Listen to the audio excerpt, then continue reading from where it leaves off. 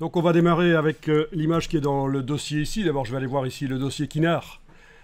Donc qu'est-ce que nous avons ici? Alors on n'a pas les images sources, elles n'ont pas été fournies dans un dossier, mais par contre on a donc le travail en deux versions, la version PDF et version Photoshop. Donc je vais ouvrir la version Photoshop. Donc j'avais pas encore lancé Photoshop, donc il se lance là maintenant.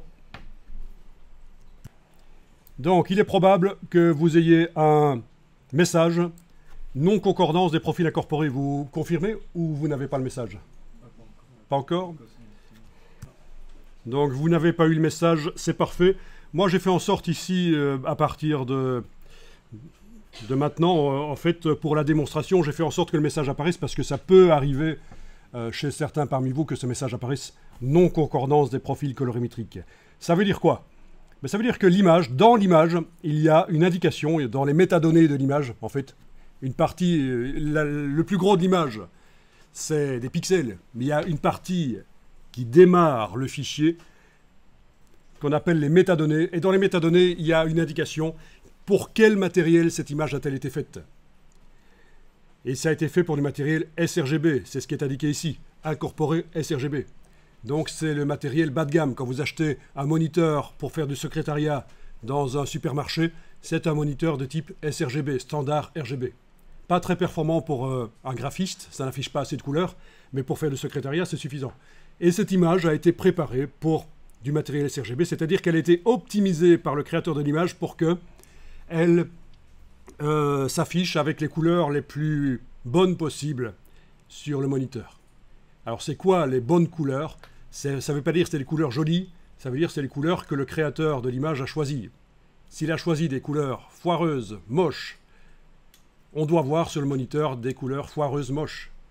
Parce que c'est son choix. C'est ça les bonnes couleurs. On est dans la technique ici, on est dans le color management, la gestion des couleurs. La colorimétrie. On n'est pas dans l'artistique, il s'agit de que les couleurs d'une image, quand on la transfère vers différents supports, que ce soit du papier ou des écrans ou des smartphones, ça apparaisse avec les bonnes couleurs, celles que l'artiste a choisies.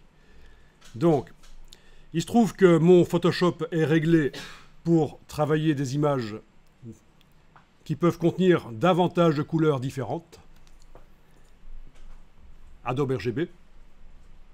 C'est comme ça que je l'ai réglé. Et dans ce cas-là, quand on ouvre une image qui n'est pas prévue pour du Adobe RGB, il y a non-concordance des profils et il faut choisir que faire. Je ne vais pas entrer dans le détail ici sur le pourquoi du comment, parce que c'est long, c'est la gestion des couleurs, c'est super important quand on est artiste de comprendre ça, quand on est créatif, parce que quand même, quand on passe des heures à choisir des bonnes couleurs sur son écran, on a envie que quand on transfère ça ailleurs, les couleurs ne changent pas. Donc, il faut avoir un petit côté technicien et quand même maîtriser un peu ça. En plus, vous allez avoir un cours de colorimétrie.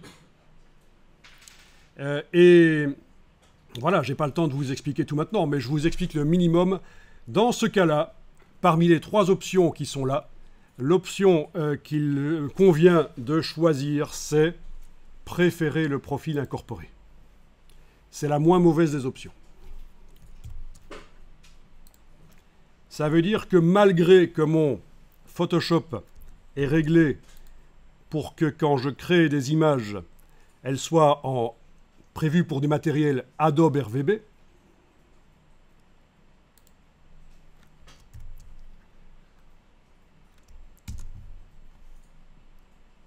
et bien malgré ça, en cas, quand j'ouvre une image qui n'est pas prévue pour ce qui est indiqué là,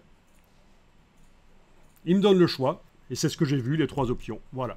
Donc comme ça, vous êtes au courant, parce que ça va forcément vous arriver quand vous allez ouvrir des images dans Photoshop ou d'autres logiciels, dans Illustrator, ça peut arriver aussi. Voilà, quoi qu'il en soit, nous allons démarrer avec cette image Mixed Media.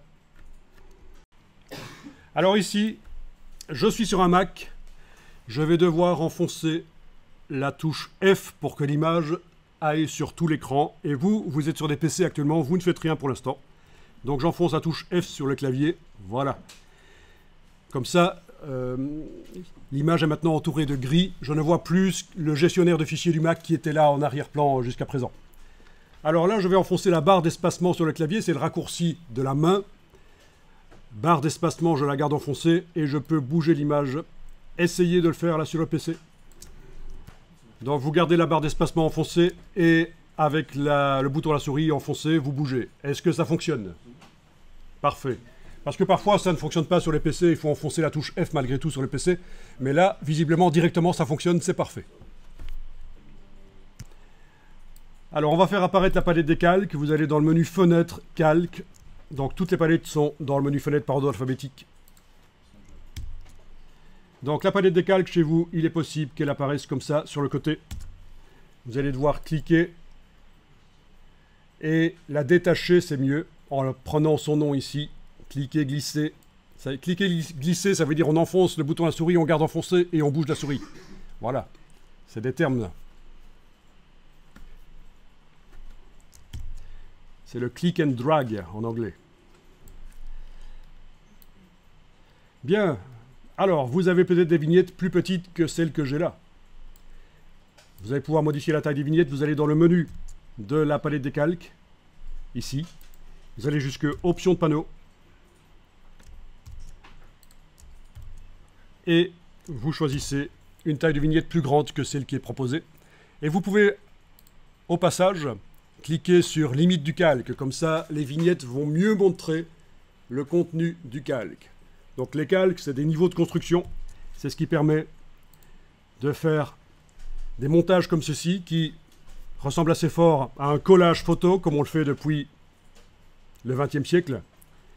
Sauf que les éléments sont chacun sur leur niveau et bien sûr, on va pouvoir les bouger, les manipuler, les modifier. Tout ça va être possible. Alors, vous avez l'outil de déplacement qui est activé dans la palette des outils. Remarquez que j'ai fait passer ma palette des outils en 2 colonnes avec la petite icône ici, la double flèche. Vous avez l'outil de déplacement qui est activé. Dans les options qui doivent apparaître là au-dessus, sélection automatique, on va le cocher si ce n'est pas déjà coché. Et sélection automatique calque, c'est ce qu'il faut. À partir de là, quand vous cliquez à différents endroits de l'image, le calque qui contient cet objet s'active. Parfois, ça foire un peu quand il y a de la transparence, mais la plupart du temps, ça va bien fonctionner. Donc, dans le cas d'un travail complexe comme celui-ci, avec énormément d'éléments, ça peut être intéressant de, comme ça, pouvoir activer automatiquement un calque.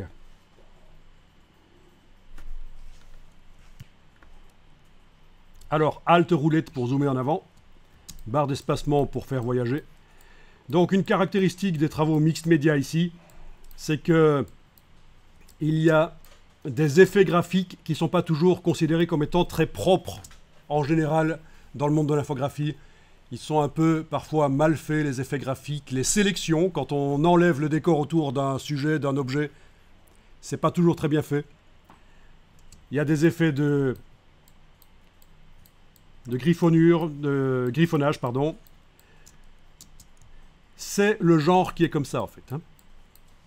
Il ne s'agit pas de faire un travail propre, il s'agit de faire un travail qui a de l'énergie et de la vibration du fait du foisonnement de détails qui est dedans. Et beaucoup de superpositions avec des effets de transparence. Et c'est ce qu'on a ici. Et comme je vous disais, le sujet, les sujets des travaux qu'on voit ici, ce sont des choses graves. Donc vous avez de quoi déprimer correctement. Je vous invite à regarder les 24 autres travaux sélectionnés à l'occasion. Voilà.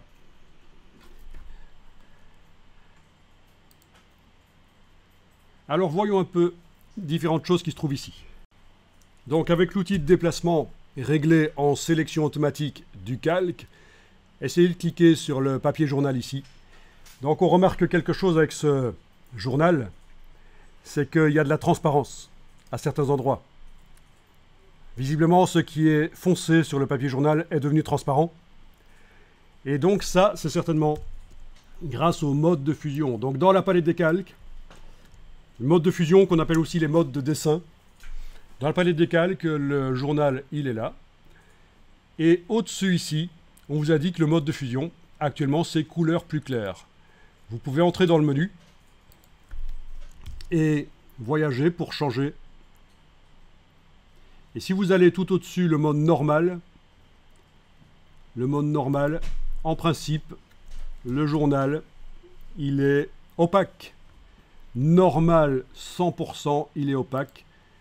Produit, c'est comme si c'était des marqueurs. On a dessiné au marqueur noir, ça se mélange avec ce qui est en dessous. Voilà. Et il y a plein de modes, et ce sont des opérations mathématiques entre les pixels du calque et les pixels qui se trouvent en dessous. Mais c'est assez empirique, vous n'êtes pas obligé de tout connaître de ces modèles mathématiques, vous pouvez juste passer en revue quand vous faites un travail et choisir quelque chose qui visuellement donne bien. C'est pratique. Dans les dernières versions de Photoshop, là, c'est très rapide. Bien, je vais le mettre en mode normal, 100%, donc il est devenu complètement opaque par rapport à ce qu'il était avant. Donc ce qui est noir n'est plus transparent, c'est bien noir. Et alors ici, on voit qu'on a un masque de fusion. Quand vous voyez quelque chose qui est attaché comme ça au calque, c'est quelque chose qui gère la transparence. On va pouvoir le désactiver. Je vais peut-être zoomer un peu sur ce journal pour voir un peu ce qui se passe. On va le désactiver avec la touche Shift, pas la touche Caps Lock, la touche majuscule, la touche Shift, qu'on enfonce et on clique là-dessus. Et le masque est désactivé. Toujours avec la touche, je peux le réactiver, le désactiver. Et là, vous voyez à quoi il sert. Ce masque sert à faire en sorte qu'une partie de la feuille de journal n'apparaisse pas. Visiblement, on a dû dessiner avec une brush dans ce masque de fusion. Donc un masque de fusion, ça n'arrive pas toujours tout seul sur le calque. Il faut parfois l'ajouter manuellement avec l'icône qui est là en fait. Mais elle a déjà été utilisée, le masque est déjà là. Pour voir ce qu'il y a dans le masque, ça va être Alt-clic sur le masque. Et là, vous voyez ce qu'il y a dans le masque. Oui, visiblement, c'est des espèces de brushes texturées qui ont été utilisées. Alt-clic à nouveau, et on revient au travail normal sur l'image. Donc c'est Alt-clic pour voir le contenu d'un masque.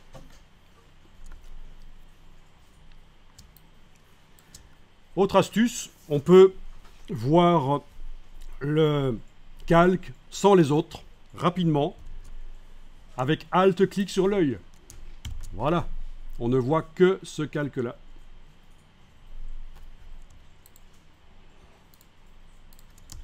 C'est une bascule, Alt-clic sur l'œil, enlève tous les autres yeux des autres calques ou les fait revenir, ceux qui étaient affichés. Bien. Alors, visiblement, il y a de la transparence. La transparence dans Photoshop, c'est symbolisé par ce damier gris et blanc qui peut faire mal aux yeux. On va voir que on peut le régler une fois pour toutes dans Photoshop pour qu'il soit un peu plus cool. Ce damier qui montre la transparence. On va aller faire ça. D'abord, avant de voir la suite. Donc, régler la transparence, régler l'aspect du damier de transparence. Vous allez dans les préférences. Donc, vous êtes sur un PC, vous allez dans le menu Édition, Préférences. Je suis sur un Mac, je vais dans le menu Photoshop, Préférences.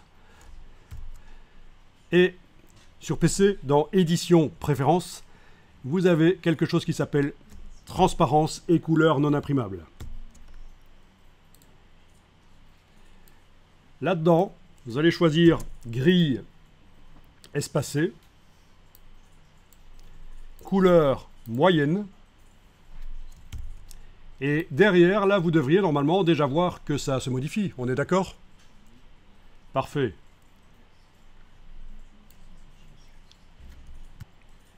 Vous avez les deux couleurs qui servent pour montrer le damier de transparence. Vous allez cliquer sur la plus claire, par exemple. Et là, vous allez la foncer un peu en baissant comme ça. Ok. Est-ce que tout le monde voit ce genre de sélecteur de couleurs qui apparaît quand vous faites ça? Donc je rapproche les deux couleurs, elles sont différentes mais elles sont plus proches l'une de l'autre et ça fait quelque chose d'un peu plus doux et moins agressif pour les yeux. Et ce sera valable pour toutes les images suivantes dans Photoshop. La transparence sera désormais montrée de cette manière-là. Ok. Bon, ça c'est une première chose qui est réglée. Ensuite, on a toujours un effet de transparence dessus. Bon, il est un peu transparent. Il est probable que ça vienne de l'intérieur de l'objet dynamique, mais je ne vais pas ici compliquer les choses, on ne va pas aller voir ce qu'il y a à l'intérieur de ce calque conteneur. Quand vous voyez cette petite icône sur un calque, ça veut dire que c'est un objet dynamique, autrement dit un calque conteneur. C'est apparu avec la version CS4 de Photoshop. Donc c'est pas récent et ça a été une révolution, les objets dynamiques, autant que l'apparition des calques dans la version 3 de Photoshop en 1994. Est-ce que quelqu'un ici utilise les objets dynamiques? Levez la main que je vois. Personne ne sait ce que c'est un objet dynamique dans Photoshop et personne n'utilise ça. C'est bien dommage. Vous ne les utilisez pas. Donc ici, vous allez apprendre avec le programme de formation, vous allez avoir l'occasion d'apprendre quels sont tous les avantages des objets dynamiques. C'est absolument génial. Mais je ne vais pas m'étendre là-dessus maintenant. Bien, ici, je vais ramener les yeux des autres calques. Donc, Alt-clic sur l'œil. Bon, j'ai un peu modifié le travail, donc c'est une manière de voir comment fonctionne Photoshop brièvement. C'est une première approche pour certains. Tiens, il y a un calque qui n'est pas affiché là au-dessus. Si on l'affiche, qu'est-ce qui se passe? Ah, c'est un calque qui fait baigner tout le travail dans un jus rouge. Ça peut être intéressant en effet pour unifier d'un point de vue graphique, unifier tous les éléments. On remarque assez vite ce qui se passe quand on active ce calque. Il colorise en quelque sorte, tout devient rougeâtre. Alors ce calque, il est à 28% d'opacité. C'est du rouge complètement recouvrant dans le calque et à 28%. En mode couleur en plus. Et visiblement, l'artiste ici n'a pas jugé nécessaire de l'activer. Je pense qu'il apporte quelque chose qui est quand même assez intéressant au niveau des couleurs. Bon, quoi qu'il en soit, voilà, je vais le laisser afficher, pourquoi pas. Alors, on a des masques de fusion qui ne font apparaître qu'une partie de la partie pixel du calque. Donc on a ici des masques de fusion.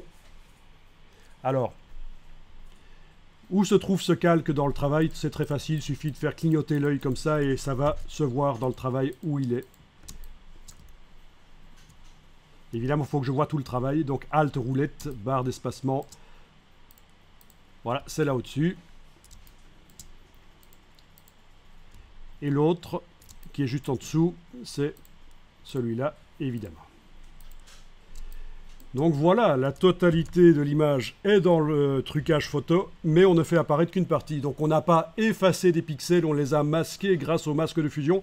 Et ça, c'est la bonne approche dans Photoshop, quand on a un ordinateur qui est assez puissant pour le faire, c'est du travail en non destructif. Non destructif, c'est-à-dire qu'on se donne la possibilité de faire réapparaître ce qui n'apparaît pas. On ne l'a pas effacé, on l'a masqué. Il y a quelque chose qui peut vous paraître bizarre, c'est que pourquoi est-ce que pour faire apparaître le visage ici, le masque il est en haut, à gauche, la partie blanche est en haut à gauche dans le masque. Et donc le visage dans le travail là, il est en haut à gauche. En fait, ce qui se passe, c'est que vous avez enclenché tout à l'heure l'option limite du calque. Et parfois, pour comprendre comment les choses fonctionnent dans le photomontage, c'est pas facile. On va aller voir, on va aller désactiver cette option. Vous allez dans le menu de la palette des calques, jusqu'à la ligne option de panneau. Et vous allez désactiver donc cette option limite du calque. Vous allez passer en document entier. OK. Et voilà, on comprend mieux comment ça fonctionne ce montage. En réalité, les portraits, les photos là sont vraiment en haut à gauche dans le poster. Et il y a vraiment le masque en haut à gauche qui correspond exactement à ce visage-là. Celui-là correspond à ce visage-là. Voilà. Donc vous voyez l'option limite du calque qui permettait de mieux voir le contenu des calques. Dès qu'il y a un masque de fusion, lui n'est pas mis à échelle en fait. Il n'est pas agrandi. Et quand on est débutant dans Photoshop, c'est peut-être pas si évident que ça de comprendre. Donc, même chose que tout à l'heure. Touche majuscule sur le masque, fait tout réapparaître. Voilà.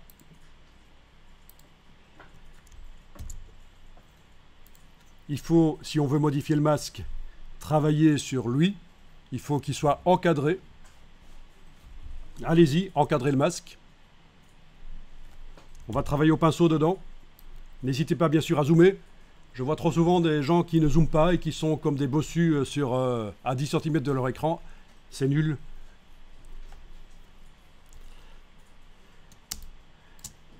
Bien. Vous allez activer le pinceau, celui-là. Vous allez modifier. Mettez le pinceau plutôt ici. Parce qu'il se trouve que l'opération qu'on va faire ici fait intervenir du rouge. Et l'image est toute rouge. Donc, j'aime autant faire ça sur une partie sombre, là, ce qu'on va faire là maintenant. Vous avez le pinceau. Est-ce que vous voyez une croix ou est-ce que vous voyez un cercle? Ok, ceux qui voient une croix, ça c'est un truc habituel dans les forums à propos de Photoshop. Il y a des gens qui postent quelque chose, ils disent « Ah, mon rond du pinceau n'apparaît plus, j'ai une croix à la place. » Est-ce que vous savez pourquoi on a une croix? Autrement dit, qu'est-ce que je suis en train de faire ici pour avoir une croix à la place? Non, c'est pas ça. En fait, dès qu'on a la touche Caps Lock, verrouillage majuscule enfoncé, c'est le pointeur précis, on ne voit plus la dimension de la brosse, on voit une croix à la place. C'est pour ça que sur les forums, les gens disent « C'est bizarre, parfois je vois le rond et parfois pas. D'une fois à l'autre, quand je travaille dans Photoshop, j'ai le rond ou je ne l'ai pas. » Donc sachez-le, Caps Lock, si c'est enclenché, vous n'allez pas voir la dimension du pinceau. Alors, on va modifier la dimension du pinceau. Donc là, bien sûr, Caps Lock n'est pas enclenché sur le clavier. Alors, vous allez enfoncer les touches CTRL et ALT sur le clavier. Vous les gardez enfoncées. CTRL et ALT sont enfoncés sur le clavier. Alors, sur le PC, vous allez enfoncer le bouton droit de la souris et bouger de gauche à droite. Et vous devriez voir que vous modifiez la dimension de la brush, la dimension du pinceau. Est-ce que vous confirmez? Bien, sur le Mac, ce sera le bouton gauche. Sur le PC, c'est le bouton droit. Sur le Mac, c'est le bouton gauche. Ensuite, toujours en ayant CTRL-ALT enfoncé, de haut en bas, c'est la dureté de la brush. Est-ce qu'on a une brush à bord flou ou à bord net? D'accord? Ça, c'est quelque chose qui se règle ici, la dureté. Voilà. Et alors sur Mac, c'est donc le bouton gauche de la souris, pas le bouton droit. Par contre, sur Mac, ce sont les mêmes touches, CTRL-ALT. Et ça, c'est très perturbant pour les utilisateurs de Mac, parce qu'ils n'ont pas l'habitude d'utiliser la touche CTRL quand ils travaillent dans les logiciels. Ils utilisent plutôt la touche commande, mais voilà. C'est vraiment CTRL-ALT. Voilà, vous avez vu comment modifier la dimension de la brush. Ok, alors, vous allez... Il vous faut du noir dans la case de premier plan. Remarquez qu'avec ma palette des outils en 2 colonnes, c'est quand même beaucoup plus pratique pour voir les couleurs. Alors, on va cliquer sur la case de premier plan, qui est celle qui est utilisée par le pinceau. La couleur utilisée par le pinceau, elle est là. Alors, je vous dis tout de suite, une erreur habituelle, c'est de choisir ici du noir en faisant ça. Parce que vous n'avez pas vraiment du noir. Il y a 4% de luminosité. Pour vraiment avoir du noir dans le sélecteur de couleurs utilisé en mode T, c'est-à-dire que le curseur ici montre la teinte, la couleur sans la saturation et la luminosité. Oui, les petits boutons ici ils servent à décider ce qu'on a dans le curseur vertical là. C'est la teinte et là vous avez la saturation et la luminosité. En vertical et en horizontal. Donc pour choisir vraiment du noir, mettez la pastille complètement au fond. Et là vous avez vraiment 0% de luminosité, c'est ce qu'il faut. Ok, voilà. À partir de là, dans le masque qui est actuellement encadré, vous allez pouvoir dessiner, voilà, pour par exemple faire un peu de flou. Alors bien sûr, une fois que vous avez fait plusieurs coups de pinceau comme ça, alors on peut faire un CTRL Z. Donc je garde la touche CTRL enfoncée, j'enfonce plusieurs fois la touche Z. Sur le Mac, c'est la touche commande, la touche CMD Z. On peut faire CTRL SHIFT Z. Ça refait, ça rétablit. Donc ça correspond à ce qu'on a dans le menu édition ici. Édition annulée, CTRL Z. Ou commande Z sur le Mac. Édition rétablir, majuscule, CTRL Z sur le PC, majuscule, commande Z sur le Mac. Et bien sûr, pour ceux qui connaissent Photoshop, il y a aussi ce qu'on appelle la palette historique qui vous montre une vue d'ensemble sur les actions que vous avez faites, mais c'est une autre histoire. Quoi qu'il en soit. Ah, là, il ne veut plus. Il ne veut plus, donc je vais aller réactiver cette partie-là. C'est bien le masque sur lequel je dois travailler. Voilà. Ok, quoi qu'il en soit, si je veux faire réapparaître, il faut que je dessine en blanc dans le masque. Et pour avoir du blanc, j'en ai déjà dans l'arrière-plan là. Je vais pouvoir cliquer sur la double flèche ici. Ou alors, j'utilise la touche X. La touche X inverse, sans que j'ai à aller cliquer sur la double flèche là. Voilà. Et en dessinant en blanc, ça fait réapparaître. Voilà. Donc, c'est le principe du masque de fusion. Dans Photoshop, on appelle ça le masque d'écrêtage parfois, ou le masque de fusion. Pourquoi de fusion? Ben, c'est parce qu'il permet rapidement de fusionner deux images. Quand on n'a pas beaucoup de temps pour faire un boulot et qu'on veut un résultat qui en jette, on prend deux images, on met un dégradé dans le masque de fusion, elles se fusionnent un peu comme on faisait en photographie avant la double exposition, et on obtient un truc qui en jette sans être très bon au niveau créatif, et sans que ça ait demandé beaucoup de temps. Bien.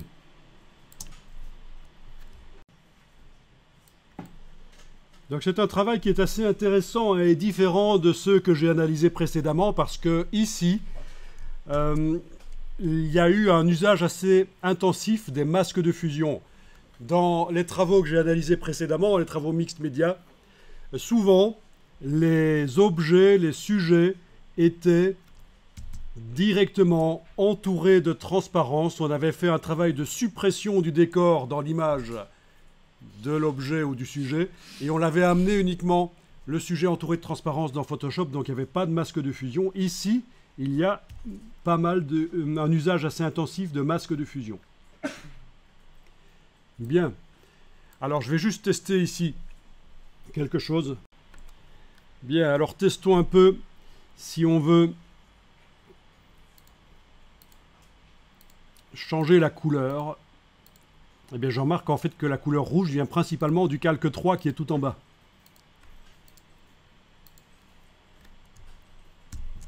Bon, ben activez le calque 3.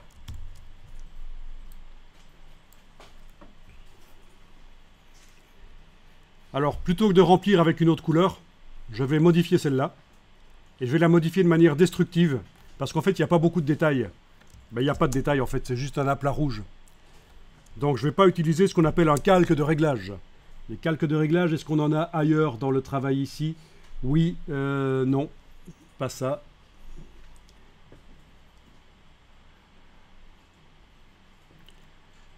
Donc vous allez juste, en ayant activé le calque là, enfoncer CTRL et la touche U. Et ça fait arriver le calque de réglage teinte saturation. Donc, CTRL U, en anglais, CTRL U. Pourquoi U? Il y a quelqu'un qui a une idée? Pourquoi est-ce que pour ce réglage teinte saturation, le raccourci c'est U, qui se prononce U en anglais? Non. En anglais, teinte, ça se dit U, H-U-E. Et alors, pour se souvenir que le raccourci de teinte saturation, Hue Saturation, c'est CTRL U, pour se souvenir quel est le raccourci, ils ont mis le CTRL U, en fait. Voilà, tout simplement. Pour la petite histoire. Alors voilà, vous allez pouvoir jouer avec le curseur teinte, saturation, luminosité, pourquoi pas, exceptionnellement, parce que en général dans ce réglage, la luminosité, il ne faut pas y toucher parce qu'on a d'autres réglages pour la luminosité. On a niveau, courbe, c'est beaucoup mieux pour régler la luminosité sur des dessins ou sur des photos. Mais vu que c'est un aplat de couleurs, vous allez pouvoir modifier la couleur et tester ce que ça donne derrière. Donc là, vous êtes vraiment en train de faire une version alternative du travail. Peut-être même complètement en gris quand on désature complètement. À quoi qu'on a toujours le calque du dessus qui est rouge transparent et qui influence. Vous savez quoi, je vais cliquer sur OK et aller enlever l'œil en face du calque du dessus. Voilà. Et je reviens sur le calque 3 et je fais à nouveau CTRL U sur le PC, commande U sur le Mac bien sûr. En général, dans les logiciels, les raccourcis sont les mêmes, sauf que si on passe vers Mac, à la place de CTRL, il faut utiliser en général la touche CMD. Donc tu as double-cliqué sur le calque ici. Ah oui, ce sont les effets. Oui, ça c'est encore autre chose. Tu ajoutes un effet d'incrustation couleur, où là, on ne va pas toucher à ça avec les débutants. On modifie la couleur existante. Voilà. Avec le CTRL U. C'est pas plus mal. Ah oui, ben vu que je l'ai transformé en gris précédemment, maintenant pour récupérer de la couleur, c'est pas facile. Je vais devoir cocher ceci. Coloriser. Ah ben oui, si vous démarrez de quelque chose qui est gris, et qu'avec teinte saturation, vous voulez le transformer en couleur, il faut cocher la case coloriser. Sinon, ça ne va pas fonctionner. Voilà. Intéressant.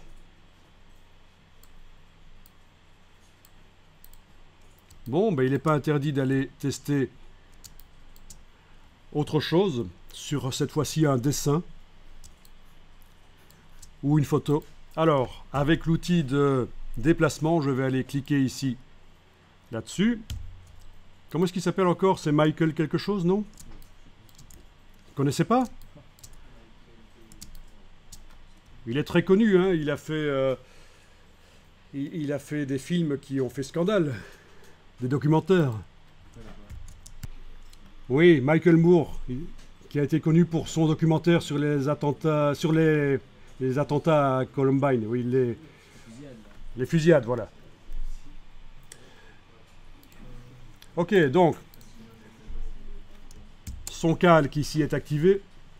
Alors, vous remarquez que oui, ce sont sans doute des images qui sont sous copyright parfois. Alors, il y a d'abord l'usage dans un cadre pédagogique, le fair use, qui permet peut-être d'utiliser des images qui sont sous copyright. Il y a la parodie, mais là, vous allez avoir de toute façon un cours de droit d'auteur qui va vous expliquer dans quelle mesure il est permis ou pas d'utiliser des images sous copyright dans des œuvres d'art. Quoi qu'il en soit, si on veut modifier ici la couleur, c'est la partie gauche qui doit être activée. Voyons un peu ce qui se passe si on fait un CTRL U. Ok, ça fonctionne, mais vu qu'on travaille sur un objet dynamique, le réglage va se mettre de manière non destructive, il va apparaître dans la palette des calques, on pourra l'enlever, on pourra le modifier. Il est là, il apparaît sous forme de filtre dynamique. Et donc là, si vous cochez la case coloriser, vous allez pouvoir donc coloriser. Et c'est le genre de choses, le genre d'image qui peut être sympathique. Quand vous avez des photos banales et que vous voulez les rendre graphiques, les faire baigner dans une couleur comme ça, ça peut être une solution. Donc, je répète, on a activé la partie gauche du calque. On a fait le CTRL U qui en fait correspond à image, réglage, teinte, saturation. C'est là qu'on trouve tous les réglages destructifs. D'habitude, ils sont destructifs, mais Photoshop étant ce qu'il est aujourd'hui, en ayant utilisé un réglage destructif, auparavant avec les anciennes versions, si j'avais essayé de faire ça, ça n'aurait pas fonctionné. Mais là, le réglage apparaît dans la palette des calques sous forme d'un filtre dynamique. On peut le désactiver, vous voyez. On peut le désactiver. On a même un masque de fusion pour le réglage, mais on ne va pas l'utiliser. On peut double-cliquer sur le réglage, la boîte s'ouvre à nouveau et on peut modifier. Et alors si je fais quelque chose de très extrême, voilà comme ça par exemple, ok, très extrême, j'ai perdu énormément de détails. En réalité, et c'est ça la magie de l'objet dynamique, c'est que tous les détails originaux de l'image sont toujours là. En double-cliquant sur le réglage, je peux les faire réapparaître en modifiant le réglage. Ça ne marchera pas sur une image qui n'est pas objet dynamique. Si vous avez poussé la luminosité et qu'il y a plein de détails qui ont disparu sur un calque qui n'est pas objet dynamique, vous n'allez pas pouvoir le récupérer facilement, le détail. Ici, c'est ça qui est intéressant. C'est un objet dynamique. C'est un calque conteneur. La vraie image est à l'intérieur. Et quand on applique un filtre ou un réglage, c'est de manière non destructive, c'est-à-dire qu'on peut revenir en arrière. Dynamique en infographie, ça veut souvent dire modifiable.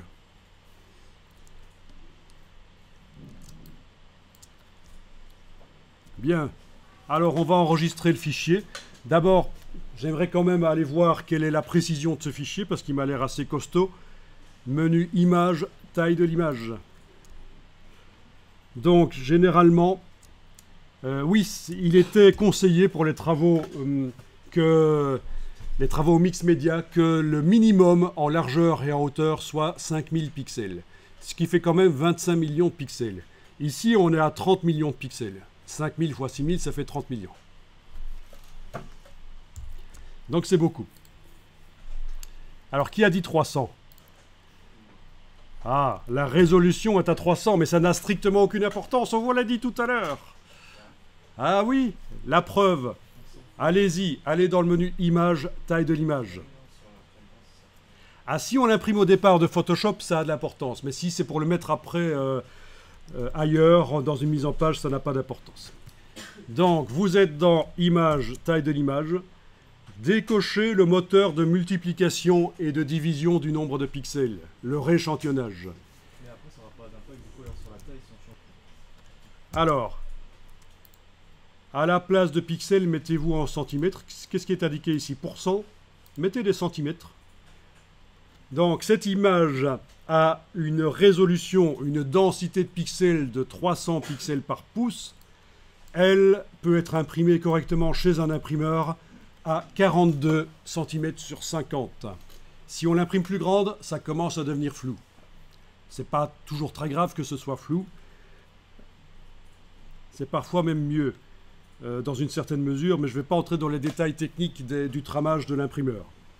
Quoi qu'il en soit, si on l'imprime sur une imprimante jet d'encre, 150 pixels par pouce, c'est la densité de pixels qu'il faut sur le papier. Sur une distance de 2,54 cm, il faut qu'il y ait 150 pixels de l'image qui participent à la création de l'image. Et donc là, elle peut être imprimée à 84 cm sur 101. Voilà. Quoi que je mette là, peu importe, l'image en elle-même ne change jamais. Parce que la seule chose qui compte en fait pour Photoshop, c'est vraiment ça, c'est la définition d'image. Ne pensez pas que si je mets 18 pixels par pouce ici, dans Photoshop, l'image va devenir floue, pas du tout. Elle reste toujours une image de 5000 sur 6000. Et donc ce réglage n'a strictement aucune importance si par la suite vous amenez l'image dans InDesign pour faire une mise en page. Ça n'a absolument aucune importance ce que vous mettez là. Parce que vous allez passer outre de ce réglage, de ce pré-réglage qui sera inscrit dans l'image, vous allez passer outre quand vous serez dans le logiciel de mise en page. Donc c'est ça qu'il faut bien comprendre en fait. Ok, bon, peu importe ce que vous avez mis, je clique sur OK. Ça calcule très longtemps, non pas du tout, ça calcule pas du tout. Il n'y a aucun calcul qui s'est fait puisque l'image a toujours le même nombre de pixels. C'est pas évident à comprendre ça. Alors on va enregistrer l'image, enregistrer sous, fichier enregistrer sous. On va enregistrer sous le format Photoshop. C'est ici que vous voyez que dans les métadonnées de l'image, il sera indiqué que c'est une image qui est faite pour du matériel bas de gamme sRGB. Quand on fait des images pour le web, on fait des images sRGB.